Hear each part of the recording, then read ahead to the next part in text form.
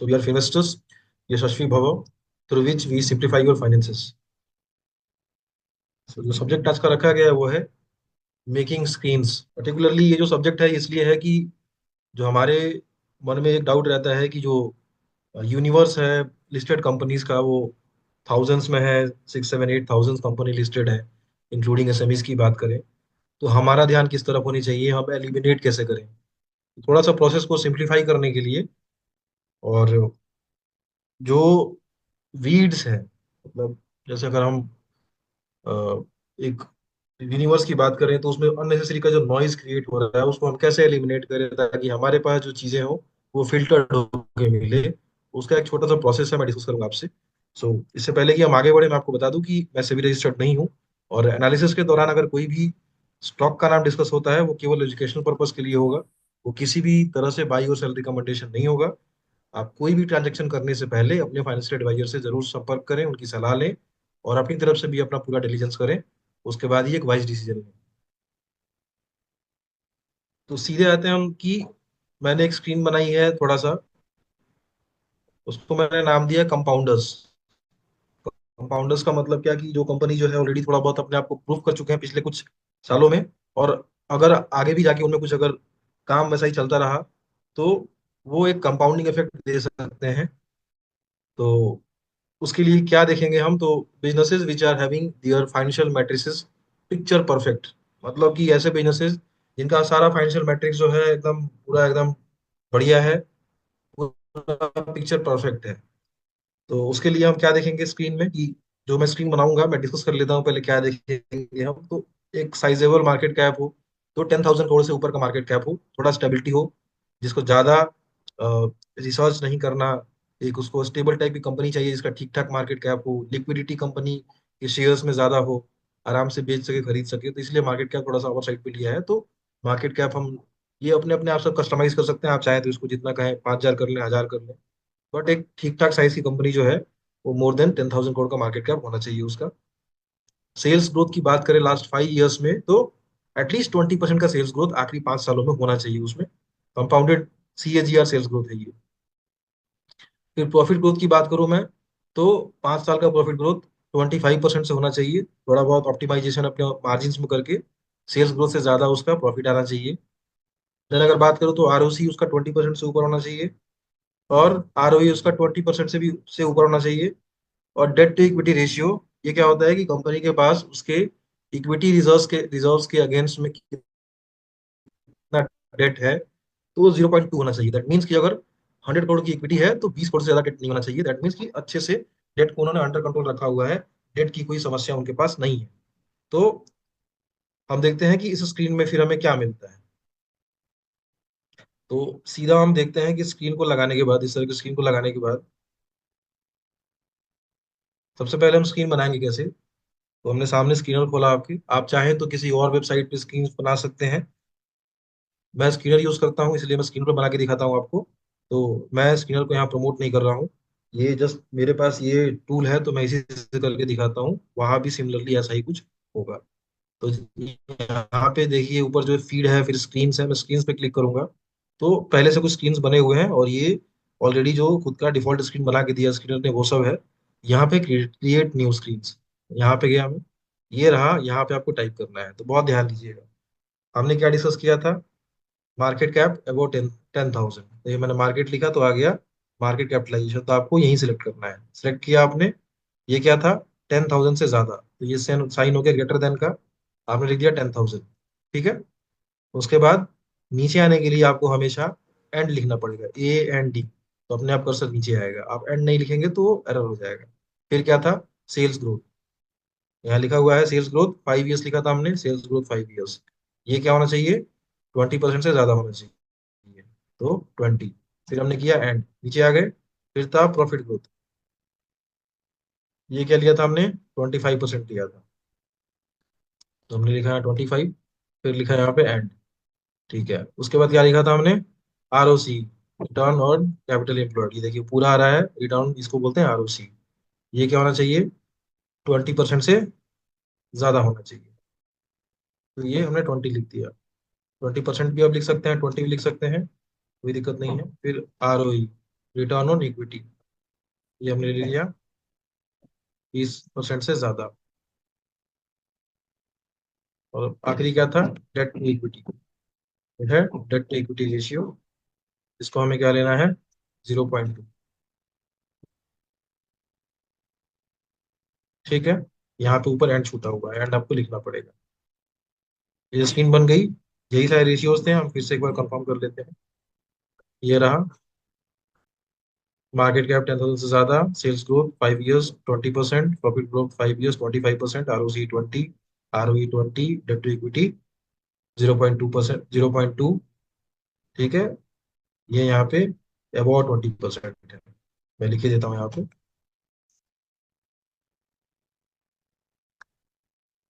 ठीक है, और यहाँ पे debt to equity lesser than, यही था। और अभी हमारे पास सामने हमारी स्क्रीन है।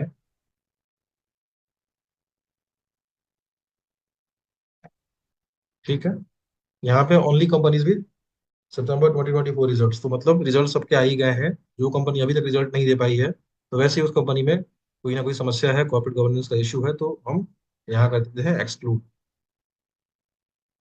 हम इंक्लूड कर दिया हमने कि जो भी कंपनी सितंबर 24 का रिजल्ट दे चुकी हैं, वही रिजल्ट्स में आएंगी। क्लिक किया हमने, तो हमारे पास क्या निकल गया है, हजारों कंपनी में जो इस क्राइटेरिया को पूरा करती हो, वैसी कंपनी कितनी है, 19। ठीक है, इन्होंने अच्छा परफॉर्मेंस किया है। फिर आप इसमें फर्दर स्टडी कर सकते हैं, आप सामने देख लें, आगे क्या ग्रोथ रहेगा उसी पर डिपेंड करेगा share price performance, but at least कम से कम आपके पास जो पिछले 4-5 सालों में सही परफॉर्मेंस जिसने किया है, वो कंपनियां आपके सामने लिस्ट के हिसाब से आ गई हैं। फर्दर स्टडी के लिए आप और भी इसमें चाहें तो, जो आपका मन करे, आपको अगर इसमें पीई के साथ टू एलिमिनेट करना है, चलो मैंने मान लिया कि मैं एक और लेता हूँ कि मुझे कंपनी का प्राइस टू अर्निंग रेशियो 40 से कम चाहिए, यहाँ लिख दिया मैंने 40 से कम मेरा प्राइस टू अर्निंग रेशियो होना चाहिए। क्लिक किया यहाँ पे, तो अब केवल दो ही कंपनी बचेंगी आपके पास, सारी एलिमिनेट। ऐसे करके आप थोड़ा और स्कीम को ऑप्टिमाइज कर सकते हैं। तो ये हमारा पहला रिजल्ट, इसको हमने क्या लिया था नाम, कंपाउंडर। मतलब अगर जो परफॉर्मेंस हमने किया है वैसा ही करते रहें, तो आपका जो अ, पैसा लगा है, इन्वेस्टेड कैपिटल, वो कंपाउंड होता रहेगा इसी के हिसाब से। इसमें जिन्होंने ये क्राइटेरिया पूरा किया है, आप थोड़ी सी हिस्ट्री जाएंगे देखेंगे उसकी, तो आप रेंडमली कोई भी सिलेक्ट कर लीजिए, आप रेंडमली कुछ भी सिलेक्ट कर लीजिए।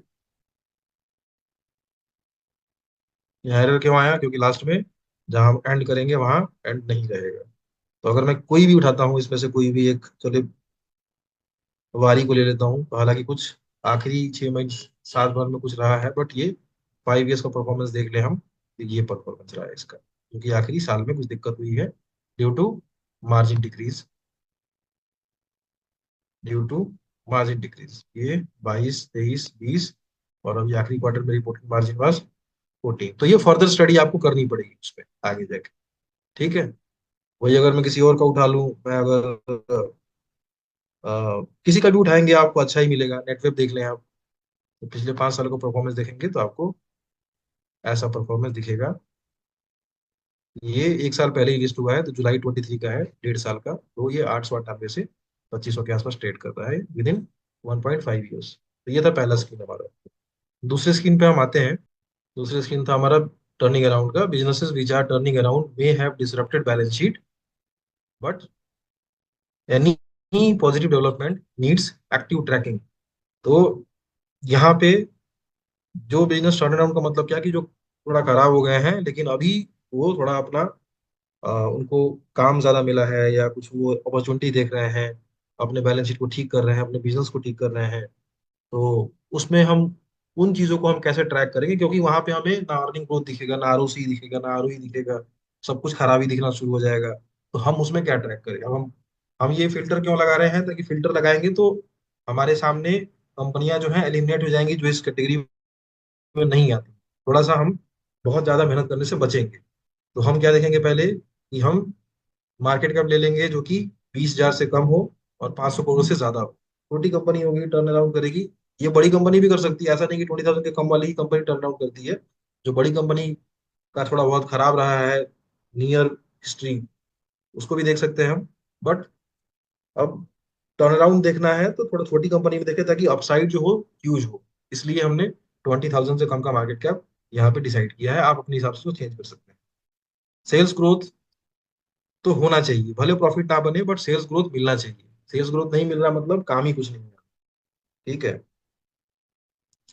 ऑपरेटिंग मार्जिन पिछले साल से इस साल ज्यादा होना चाहिए, भले वो पैट लेवल पे जाके निगेटिव होती हो due to debt, due to depreciation. ठीक है, वहां चलेगा, बट ऑपरेटिंग मार्जिन एटलीस्ट कम से कम वो बढ़ता हुआ दिखना चाहिए। ठीक है।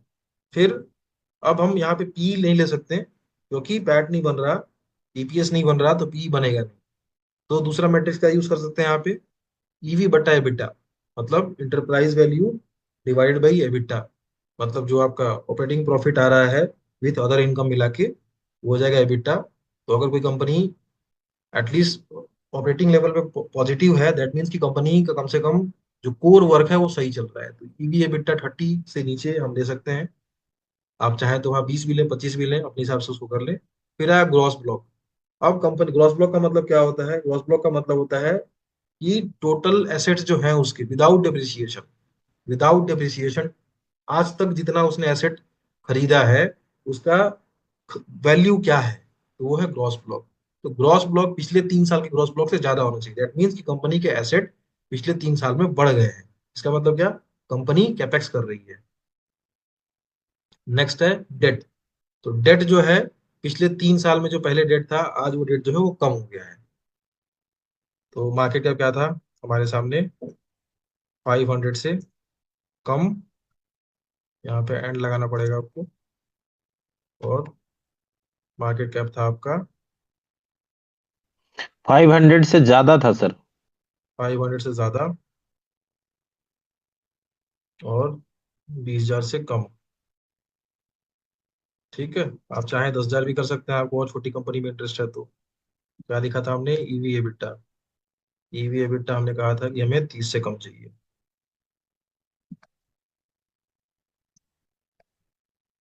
30 से कम चाहिए। फिर था सेल्स ग्रोथ, मतलब आखिरी साल सेल्स ग्रोथ हुआ है, सेल्स ग्रोथ हमें कम से कम 20% से ज्यादा चाहिए। फिर डेट की बात हम कर रहे थे, तो डेट जो है अभी कम है कब से?